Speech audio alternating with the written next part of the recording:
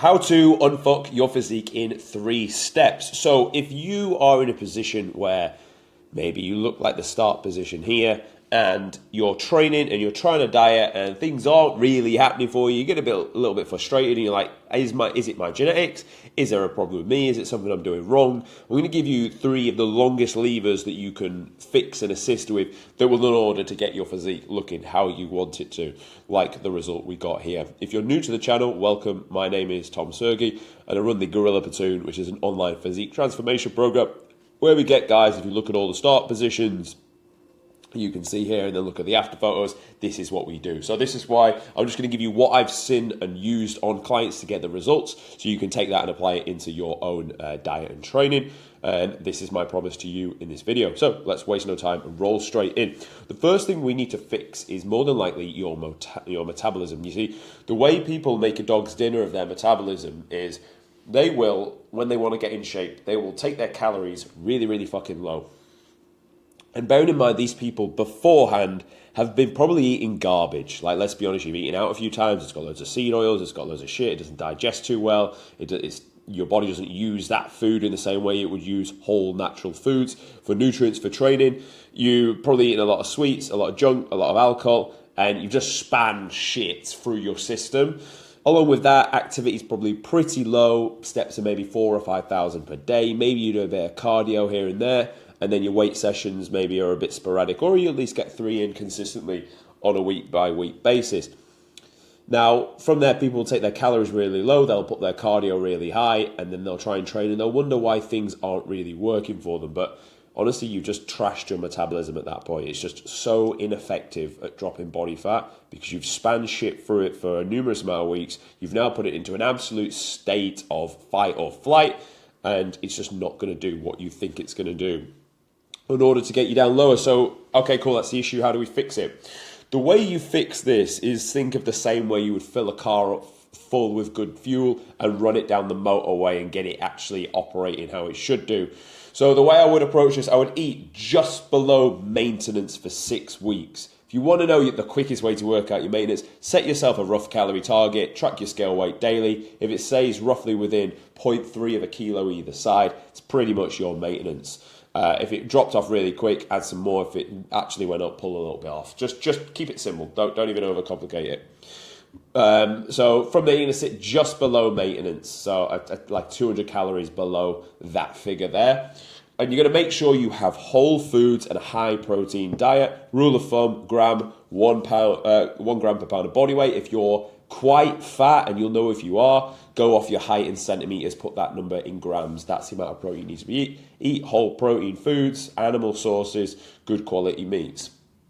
With your carbs, stick to whole food carbs, rice, oats, potatoes and pasta. Plenty of fiber in there coming from berries and also mixed vegetables.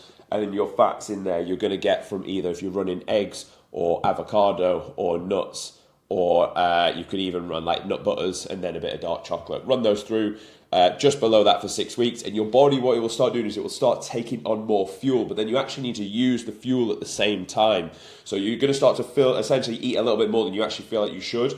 And if you set the diet up correctly, it will feel like you're eating more than you think you should, and actually that it feels quite filling to eat this meal.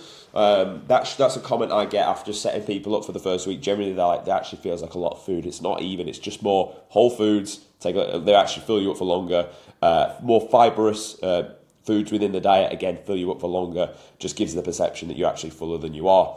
Lift 3 to 5 times per week. We'll go on to training, but in terms of like an output standpoint, lift 3 to 5 times per week. Make sure you walk for 10,000 steps each day and do a 60-minute cardio session per week. Again, you can break that up into 3 20-minute bouts, 2 30-minute bouts, and keep the heart rate 120 to 130. If you do that for 6 weeks, you'll probably drop a little bit of weight, probably build a little bit of muscle, and actually when you then come to cut itself and shave off like real amounts of body fat, your body's in a more prime position because you've fed it just below maintenance, and you've got really the window of maintenance to RMR, which depends on you as a person, but it's on average, I think it's pretty much around 800 to 1,000 calories for most human beings. the more muscular you are, the greater that number will be. But obviously in this scenario, most people aren't that muscular. So you're looking around that much. So at this point, you've got a fair amount of like drops that you can play with, even from a feeding standpoint. And because your output has not been that high, you've got from 60 minutes cardio per week. I mean, for me, that's like real low. When you're actually dieting, minimum you're going to start on is like 20 minutes daily. So, you know, it's just over double, and you're going to progress from there. So you've got a lot of room for progression. And that's probably one of the most important parts. Your body will adapt very quickly to whatever it is you do to it. So you're going to need to be able to have means and tools in your box to make it change when it starts to plateau out. That's what I do, and that's what I have done, in fact, in many scenarios. And to give you actual evidence, to get this result, we did that run for 6 weeks. The exact thing I just said, then go into a more aggressive cut. We did the same here. We did the same here, here, and here. And these were the results we got off the back of it in order, and this one as well, in order to see the change. So that's what I do generally do. So the first thing we understand is we need to fix your metabolism. The next thing we need to fix is the way you train. Now, the way people train is they go in the gym, and fair play, you go into the gym with probably raw aggression, like, I'm going to fucking send it on this session. But with that mentality, it's all just about like, all you really want to do is make yourself feel tired and sweaty. What people will do is they'll just go in and they'll press the load from A to B. And that's fine, but you're using energy, you're burning glycogen. But it's not the same. It's not, pressing the load from A to B is not the same as training the working muscle. People will also like rush their rest periods. They'll try and get through the session as fast as possible because they think that's like cool and that's what you should do. When actually you're going in there to put stimulus on your body. And I think when you flip the script and use that as the mindset, your training will look slightly different. So when I say don't move loads from A to B, think about a chest press. Don't think about just taking the weight with your hands and pressing it up and down. The chest starts here and inserts onto your upper arms. Your goal really is to pull that apart and bring it back together. Stretch and shorten the origin and insertion of the muscle and actually put tension on the working muscle. And that way you will grow tissue in those areas. But if you just press the load from A to B, you grow a little bit, don't get me wrong, but you won't really get what you came for, and it'll take you years before you actually see what you wanted to see. The reason we can get results like this is honestly because I make them send me their form clips, and I perfect how it is they're executing the movements, and that's why they're able to grow a good amount of tissue like in a fairly short time frame. I always go for the time frame, but I won't in this video just for your time. You don't want to just listen to how long these all take. The next thing people will do is they will rush the reps. So they'll come down fast, straight back up as quick as possible, because in their head they're thinking, right, the main part of the movement is the pressing the load back up.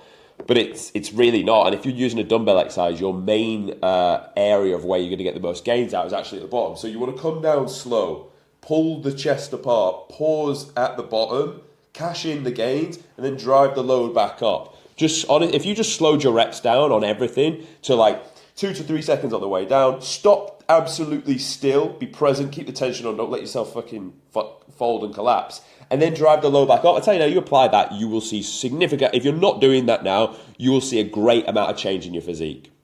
Most people don't go deep enough, let's be honest, you don't squat deep enough, you don't press deep enough, you don't allow your load to come all the way back up to the top, and you're just missing range of motion, and you're just missing distance traveled and gains potentially on the muscle. So honestly, just have a word with yourself and go all the way down. If you need to lower the weight because you're doing it slow and you're going deeper, it's not a problem.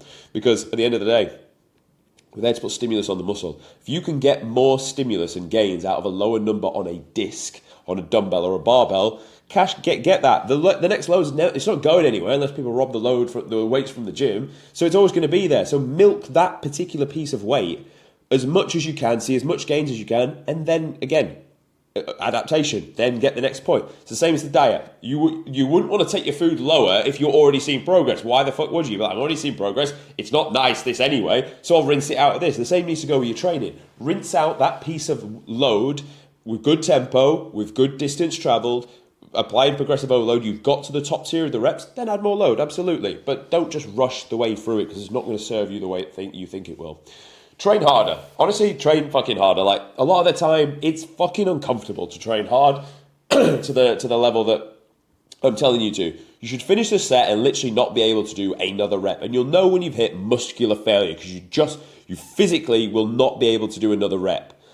Now, when you are training hard and you are pushing to muscular failure, just stay composed in the last repetition. People will go for it and they'll just try and like wiggle their body up and do whatever they can to get the load up. You've lost it at that point. Stay composed, drive through as if it was rep 1 again, but obviously it'll be a lot slower. And of course, beat what you did last time. Whatever you did last time, make sure you improved on it session after session after session. As a non-negotiable, do not miss on that. Make sure you beat whatever you did last time. You apply this to your training, I tell you now, you will add tissue. There's no if, buts, or maybes about it. I've seen it enough times. Do this, you will build muscle. The last thing you want to do is fix your habits. Like, you didn't get here by mistake. You got to where you are through a series of events that have now landed you with the result and the outcome being, i.e. the physique you actually don't want. Most of the time, most people's routine just needs a hard fucking audit and think, right, I'm wasting time here. I'm spending time doing this here. This is bullshit. I'm not getting enough sleep because of this. Like, a lot of the time, and it's where people don't live with intent. People live and let life fucking carry them by, and then they wonder where all their time goes and why they haven't achieved anything. But it's because they're not being accountable. They're not living with fucking intent.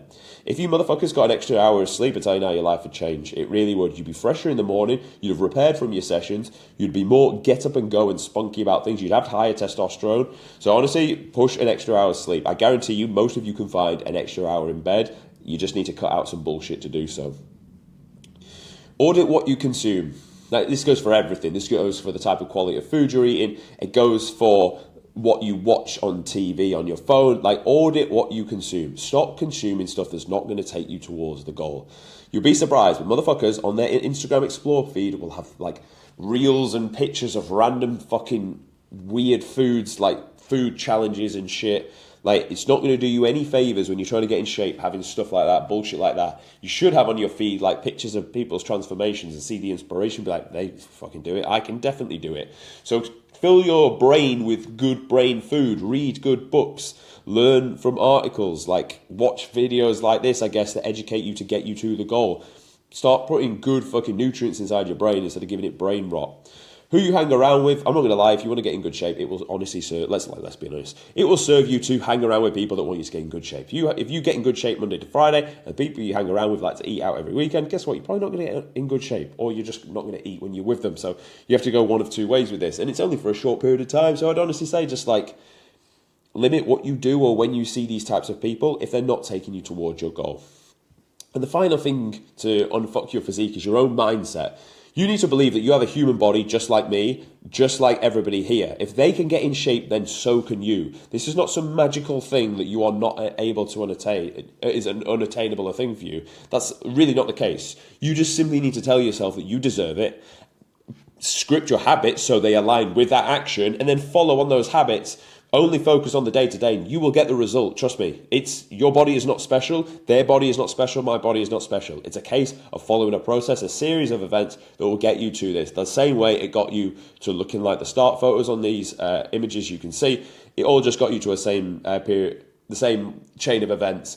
So with that, just change your mindset. Honestly, start seeing yourself as an athlete, not as some loser that can't get in shape, and watch your physique fucking change. So they're the three things I would do to unfuck my physique if it was in absolute tattersville. And if you found this video of value, subscribe. If you want to work with me, there'll be links in the description. Message me on Instagram and have a chat about the coaching, and we'll take it from there. Thanks for watching. I'll see you tomorrow.